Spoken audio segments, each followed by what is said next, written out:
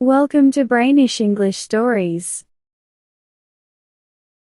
Mrs. Greeno was a little annoyed.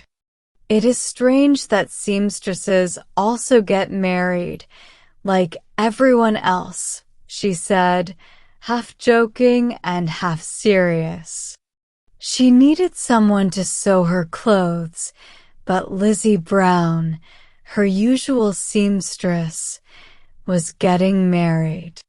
Now she had to find someone new. That day, 10 women had come, but none were right. Just then, the doorbell rang. "Here comes number 11, Mrs. Greeno said. Her daughter, Kitty, watched with interest.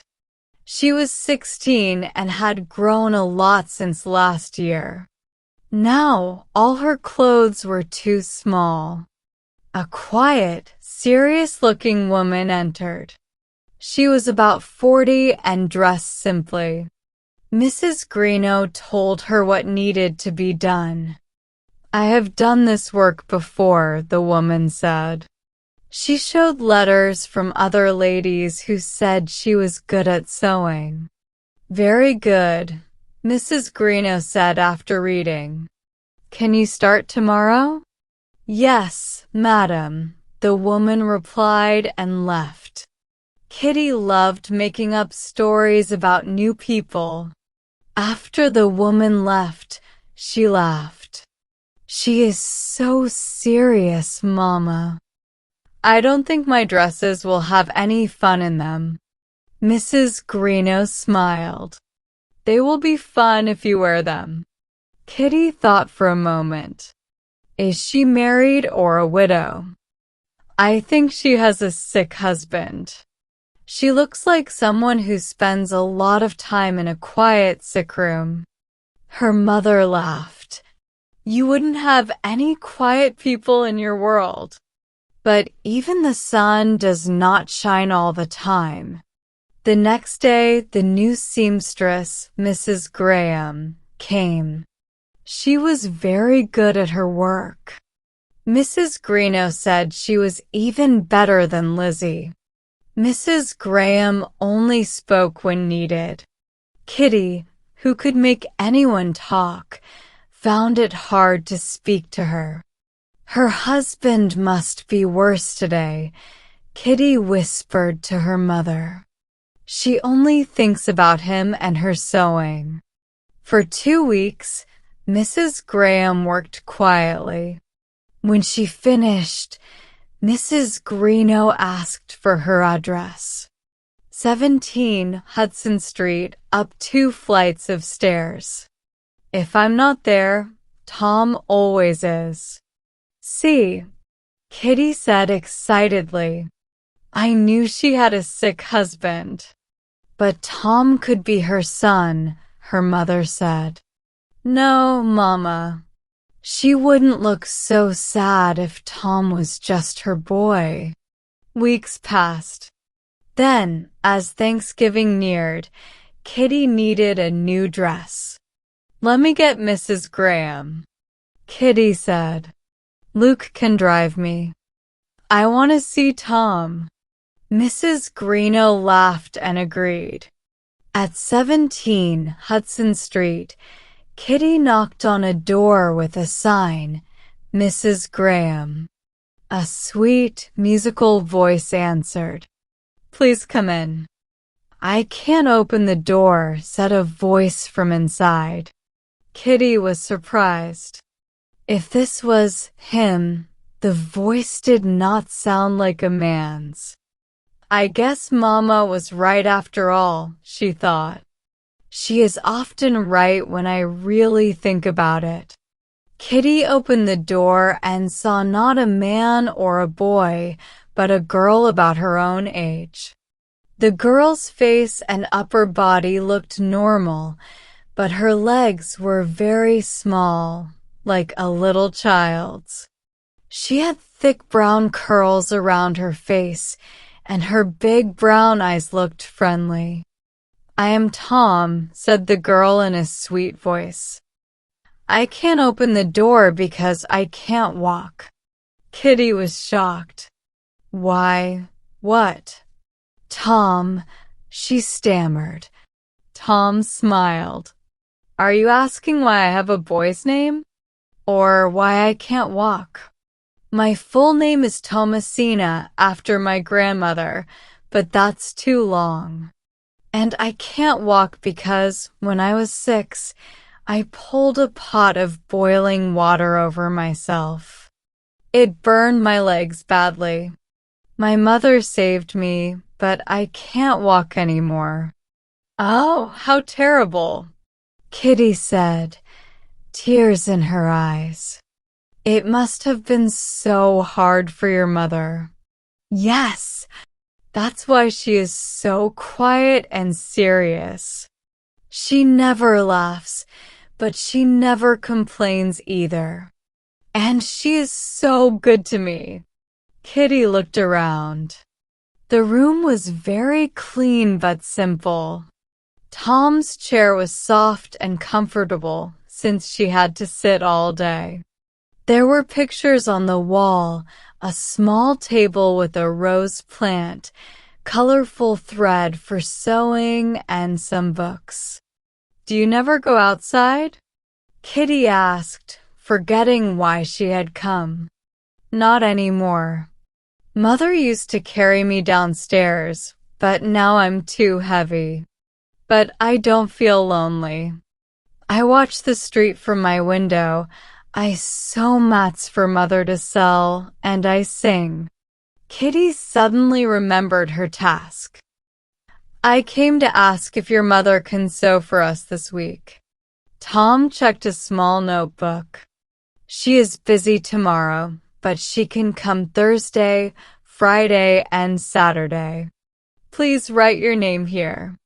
Kitty took off her glove and wrote her name. How old are you? Tom asked. I'm 16, Kitty said. So am I. But you have both parents, don't you? Yes, Kitty answered. I only have Mother, but she is like 2 parents. Will I see you again? Yes, you will, Kitty said, then kissed Tom's cheek before leaving. At home, she ran to her mother. Mama, I learned something today. Tom is a girl, my age, and she hasn't walked since she was 6. She told her mother everything, crying by the end. Her mother cried too.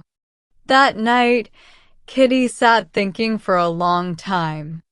Then, suddenly, she had an idea. Can we invite them for Thanksgiving, Mama? Kitty asked. Their house has nothing pretty except Tom and her rose plant. It looks so bare, and I know they can't afford a nice dinner. Oh, please say yes. Mama smiled but shook her head. You know Papa likes Thanksgiving to be just for family. He only wants Grandpa, Grandma, and Uncle John with us. Kitty's happy face fell. She understood, but she still felt sad. Then Mama spoke again. But I have a better idea, Kitty. Maybe Mrs. Graham and Tom would prefer to be alone together, just like Papa likes our family to be together. How about this? We will send them a special Thanksgiving dinner, and you can take it to them in the carriage. Oh, Mama, you are wonderful. Kitty hugged her mother tightly. That night, Kitty made a plan. She would go with their maid, Bridget, while Luke, their driver, carried Tom downstairs for a ride. Bridget would bring in the food and make sure everything was ready before going home. Mama arranged everything with Mrs. Graham carefully, making sure she wouldn't feel uncomfortable accepting the food and ride. On the last day of Mrs. Graham's work, Kitty called her mother into her room. On the bed, she had laid out a warm jacket, a wool dress, and a hat from last year. "These don't fit me anymore, Mama. Can I give them to Tom?" "Of course, if you ask her mother first." Kitty felt nervous. She went to Mrs. Graham and said, "Please don't tell Tom about the ride. I want to surprise her." Mrs. Graham nodded. Then Kitty showed her the clothes. "I've outgrown these. Would you let Tom wear them?" Tears filled Mrs. Graham's eyes, but she smiled. "God bless you, Miss Kitty. You are bringing joy to my little girl." On Thanksgiving Day, Kitty was too excited to think about her own family celebration. She packed the food carefully: turkey, cranberry sauce, pie, pudding, cake, fruit, nuts, and even a bottle of nice sherry that Papa added. Finally, she set off in the carriage with Bridget. At Tom's house, Luke carried the food inside while Kitty rushed upstairs.